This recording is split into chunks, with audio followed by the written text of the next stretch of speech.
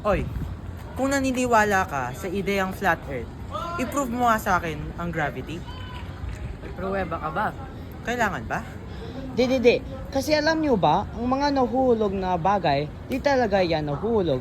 Ang mundo ay nag-accelerate pataas by 9.8 meters per second at dating-dati pa to hanggang ngayon. Astig diba? Ang mga bagay sa ibabaw ng mundo ay may timbang dahil ang lahat na sapat na napakalaking celestial na katawan ay bumibilis pataas sa bilis na 9.8 meters per second squared na may kaugnayan sa isang lokal na taga-masid na nasa taas mismo ang nasabing katawan. Pinoprotektahan tayo ng masa ng mundo mula sa direktang puwersa ng universal acceleration. Pero kung ganon, di ba dapat gumagalaw tayo ng light speed? Ba't sobrang bagal ko? Hindi naman ako gaano ka kumakain. Ito kasi, base sa Einstein's relativity, kaya natin mag-accelerate, ngunit di natin maabot ang light speed.